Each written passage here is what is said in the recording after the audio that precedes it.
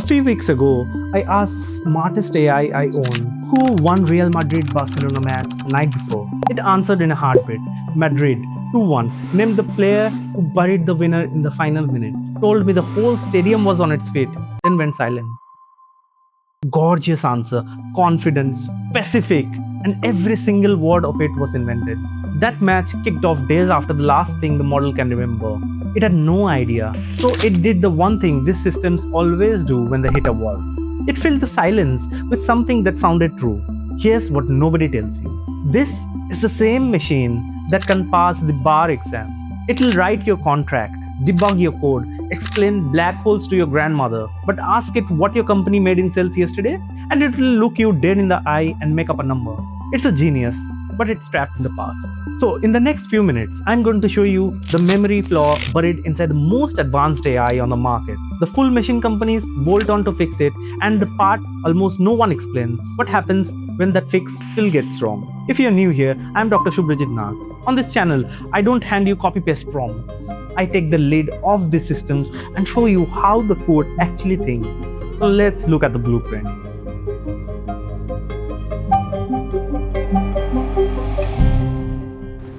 Picture the smartest student in the entire school. Photographic memory, reads everything, top of every class. We'll just call her the genius. Now, we'll lock her in a room 2 years ago. No phone, no news, no internet. The door doesn't open again until today. And the second it does, we show a final exam under her nose. First question, what was the company's revenue last quarter? She has no clue. That number didn't exist when we locked the door. But here's the thing about a confident genius. She will not write, I don't know. She'll reason it out. She'll guess. She'll put down a number that feels right in beautiful handwriting with total conviction. But she'll be dead wrong. That is exactly what your AI is doing. It studied a frozen snapshot of the world and then the door closed. Everything after that, it's guessing. And there's a word for a confident guess, wearing the costume of fact. We call it the hallucination. Now, I actually lived a version of this. Back in college, I had exactly one open book final. Everyone celebrated. Bring the textbook and you are free to copy, right? Wrong. The book was 900 pages. The clock was ticking. Half the room failed. Not because they didn't know the subject, but because they couldn't find the right page fast enough. Hold on to that, because it turns out to be the whole trick. Back to our genius in the locked room. This time we don't make her smarter. No bigger brain, no extra 2 years of cramming. We give her one thing, an assistant. She reads the question. The assistant sprints the company's filing cabinet, pulls the exact page with yesterday's revenue on it, runs back and slaps it onto the desk before she writes a word. She doesn't recall the answer. She reads it off a fresh page and she nails it. Same genius, same brain. Only thing that changed is what was sitting on the desk.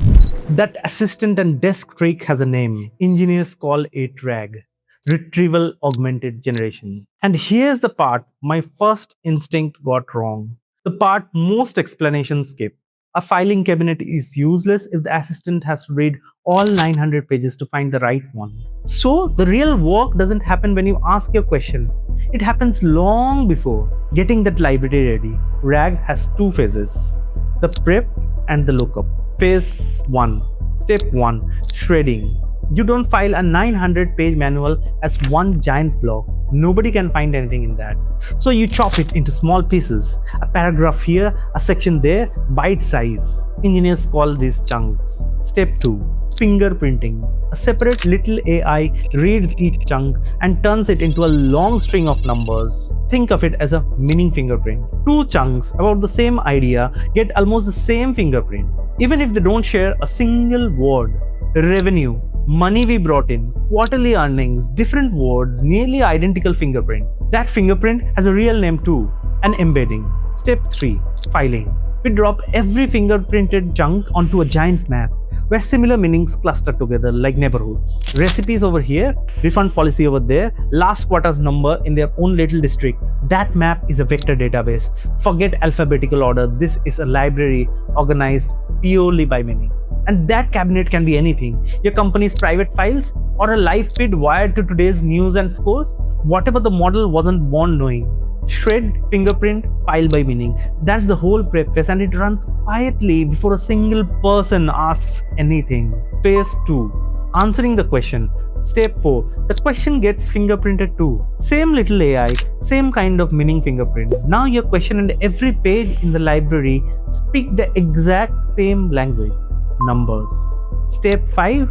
Retrieval. The system takes your question's fingerprint and walks straight to the matching neighborhood on the map. It doesn't scan all 900 pages. It grabs the handful sitting closest, the nearest neighbors. Not by keyword, by meaning. That's why it can find money we brought in when you asked about revenue. Step 6. Re-ranking. It usually pulls back a few more than it needs. Say the closest 10. So it runs one quick second pass, a stricter judge that resorts them and shows the single most relevant page to the very top. Now the assistant isn't just fast, it's holding the right page. Step 7. Augmentation. This is the word in the middle of RAG, and it's the quiet hero. The system staples those top pages directly onto your question, then hands the whole bundle to the genius. So the model never answers from its frozen 2-year-old memory. It answers with fresh pages taped to the top of the desk. Step 8. Generation. Finally, the genius does what it's brilliant at. It reads what's in front of it and writes you a clean, fluent answer, grounded in real pages it can actually point to. So, the full machine. Shred the library, fingerprint every piece, file it onto a map of meaning, then fingerprint the question, grab the nearest pages, re-rank them, staple the best ones on, and let the genius write. Retrieval, augmentation, generation. All of it.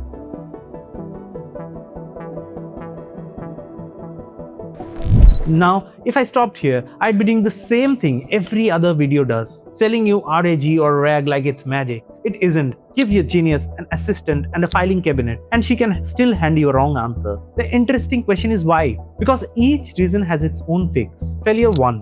The assistant grabbed the wrong page. The right answer was in the cabinet, but the retrieval pulled the wrong neighbor. Maybe the chunks were sloppy, half a sentence here, two unrelated ideas glued together there.